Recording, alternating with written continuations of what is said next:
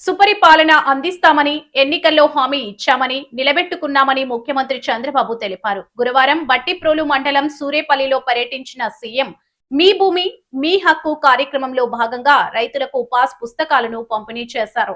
అనంతరం ముఖ్యమంత్రి మాట్లాడుతూ బ్లాక్ మెయిల్ చేయాలని ఆలోచించారు.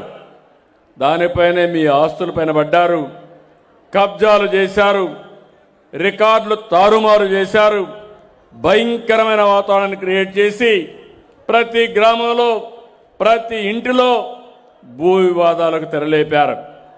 మీ పట్టాదారు పాస్ పుస్తకం పైన ఆనాటి ఏమనాలో నాకు అర్థం కాదు, ఏ పేరు పెట్టి పిలవాలో నాకైతే అర్థం కాదు. ఆయన ఫోటో వేసుకున్నాడు. నిద్ర లేచి రోజంతా ఆయన ఫోటో మీరు చూడాలి. ఆస్తి మీది, ఫోటో అయింది. ఇంకో పక్క మీరు ఒకసారి చూస్తే ఆ రోజు మీ పొలం చుట్టూ సరిహద్దులు సర్వే రాళ్లపైన ఆయన బొమ్మ దిక్కించుకున్నాడు. వందల వేల కోట్ల రూపాయలు ఖర్చు పెట్టాడు. అంటే ఇలాంటి వాళ్ళని నేను ఎప్పుడూ చూడలా. ఎందుకంటే మనం గుర్తుపెట్టుకోవాలి, పాలకులనే వ్యక్తులు ఎప్పుడైనా అవకాశం వస్తే ఒక మంచి పని చేయాలి తప్ప ఇలాంటి పనికిమాలను చేసే పరిస్థితికి వచ్చారు. వాళ్ళు పోయారు. వాళ్ళు చేసిన పాపాలు అక్రమాలు మిగిలి ఉన్నాయి, వెంటాడుతున్నాయి. నేను మొట్టమొదటిసారిగా 94లో రెవెన్యూ మినిస్టర్ అయ్యాను. నాకు ఆ అనుభవం ఉంది. తర్వాత ముఖ్యమంత్రి అయ్యాను. భూములపైన టెక్నాలజీ ఉపయోగించి అనేక విధాలుగా ముందుకు పోయాం. కానీ 1924లో జరిగిన పనులు చూస్తే నాకే అర్థం కాలేదు. ఎందుకంటే అన్ని భూములు తారుమారైనాయి. దానివల్ల మీలో భూ వివాదాలు వచ్చాయి. భూమి అనే సెంటిమెంట్, అధికార యంత్రాంగం సరిగా పనిచేయకపోతే మీలో ఇంకా విభేదాలు వచ్చి ఎక్కడికక్కడ భేదాభిప్రాయాలు వచ్చే పరిస్థితి వస్తుంది. నేను ఆఫీస్కి వెళ్ళాను. ముఖ్యమంత్రిగా మొట్టమొదటిసారిగా వస్తూ ఉంటే ఎవరంటే వాళ్ళు ఆవేశంతో, బాధలతో, ఫ్రస్ట్రేషన్తో అర్జీలు ఇచ్చేవాళ్ళు. ఆ అర్జీలన్నీ చూశాను. 100% రెవెన్యూ డిపార్ట్మెంట్ అర్జీలే. ఆ అర్జీల నుంచి పోలీసులు అంటే మళ్ళా లీగల్ కేసులు, ఇలాంటి చాలా జరిగాయి.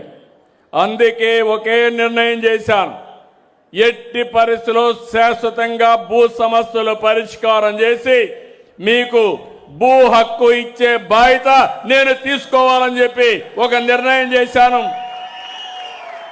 ఒక సంకల్పం చేశాం.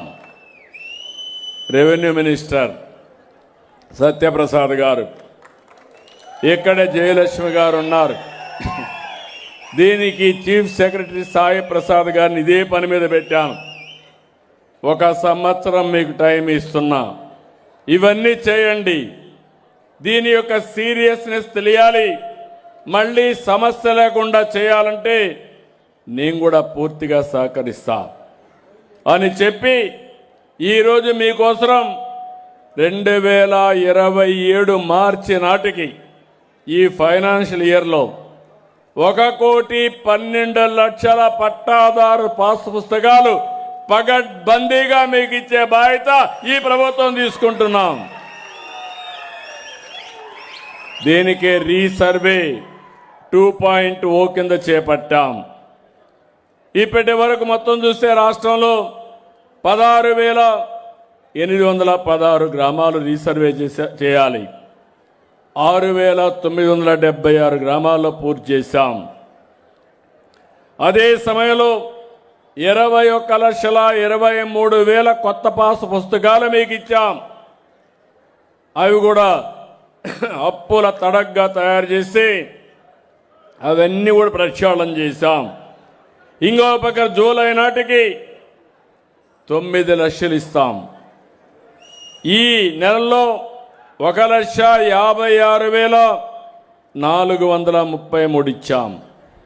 ఇవి కాకుండా ఇంకా 80 లక్షలు ఇవ్వాలి. ఆ 80 లక్షలు ఇస్తే మొత్తం 1,12,00,000 అవుతాయి.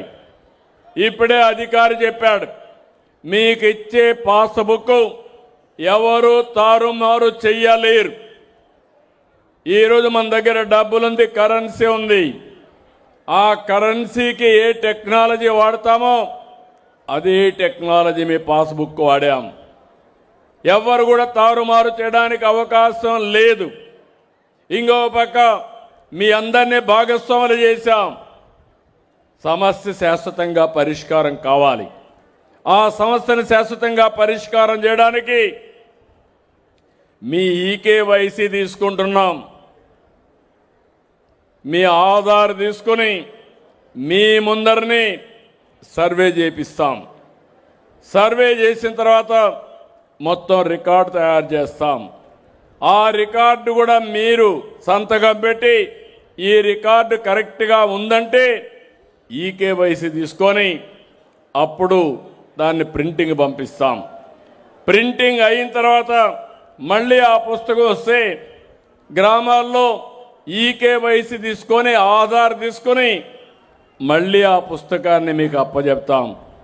అంటే మీరు గుర్తుపెట్టుకోవాలి, 3 సార్లు ఎలాంటి రాజీ లేకుండా పట్టాదారు ఎవరైతే ఉన్నాడో ఆయనకు చెప్పి ఈకేవైసీ తీసుకొని ఇస్తున్నా. నా ఉద్దేశం ఒకటి, ₹1 కూడా అవినీతి ఇవ్వకుండా ప్రతి ఒక్కరికి శాశ్వతంగా పట్టాదారు పాస్ పుస్తకం ఇవ్వాలనేది నా అభిమతం. ఆ తర్వాత కూడా నేను ఆలోచించాను, ఇక్కడితో అయిపోదు. ఎక్కడ కూడా ఎవ్వరు కూడా మీ రికార్డు ట్యాంపర్ చేయకుండా బ్లాక్ చైన్ టెక్నాలజీ తీసుకొచ్చాం.